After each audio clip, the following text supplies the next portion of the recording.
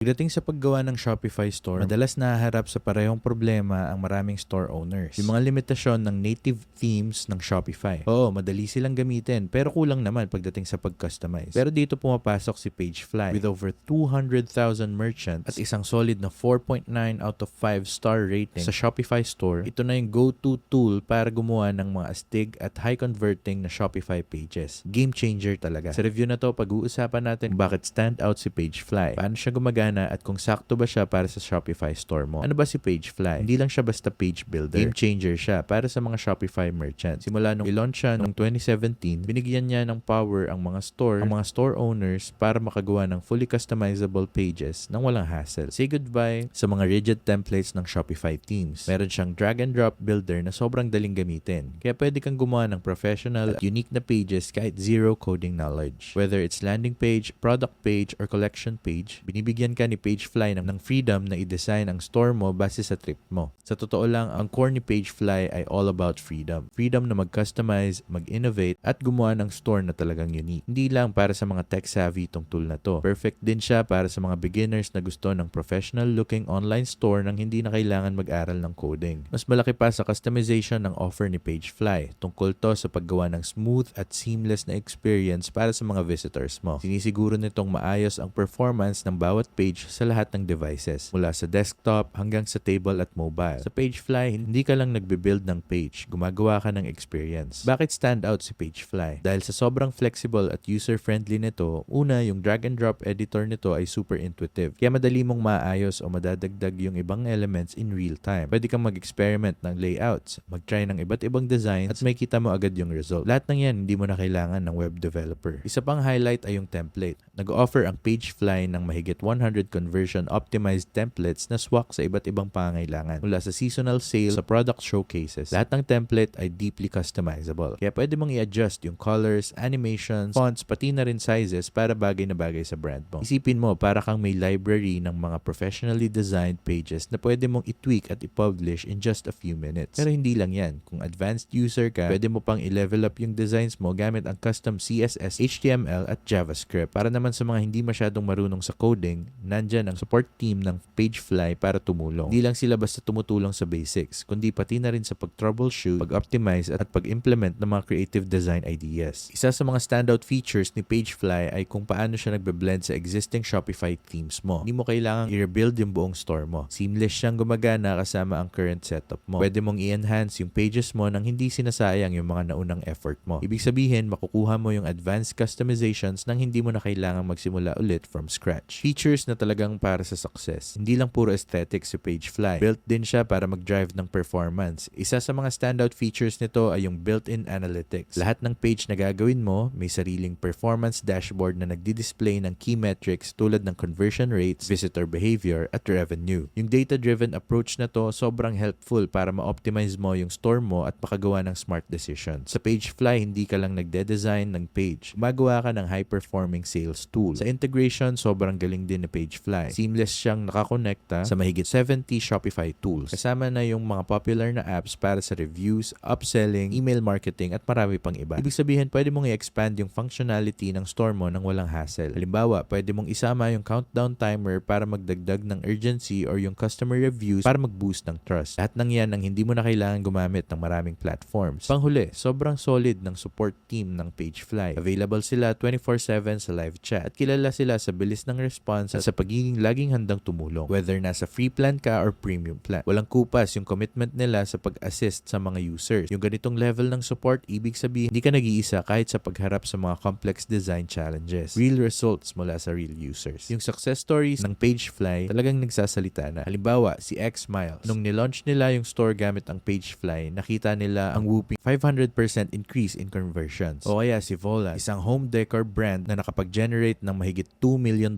in revenue gamit ang Pagefly. Hindi lang yan isolated cases. Libo-libong businesses ang nakaranas ng legit na growth dahil sa powerful tools ni Pagefly. Palaging binibida sa mga testimonials ang ease of use ng app at yung sobrang galing support team nito. Pinupuri ng mga users yung kakayahan nitong makagawa ng professional pages ng mabilis at efficient. Kaya madalas tong tawaging game changer para sa business nila. Marami rin ang nagsasabi na nakakatipid sila ng oras at pera dahil hindi na nila kailangan mag-hire ng designers or developers. Para sa mga small businesses, yung affordability at free plan ni Pagefly ay nagiging malaking tulong. Samantalang yung mas malalaking enterprises naman ay sulit na sulit sa customization at scalability options nito. Talagang bihira ang tool na kayang mag-cater ng iba't ibang users nang hindi nagko-compromise sa quality. Yung challenges ng Pagefly, oo, walang tool na perfect. At si Pagefly ay may limitations din. Pwedeng maging overwhelming sa simula yung interface lalo na para sa mga bagong users. Especially kung sanay sila sa mas straightforward na Shopify themes. May learning curve talaga, pero maraming users ang nagsasabi na worth it yung effort. Sa konting pasensya, kahit beginners kayang gumawa ng pages na pang pro level. Isa pang dapat i-consider ay yung cost. Oo, may free plan si Pagefly, pero limitado siya sa isang page lang. Okay siya for testing, pero hindi enough kung gusto mong buuin yung buong store. Yung paid plans nagsisimula sa $24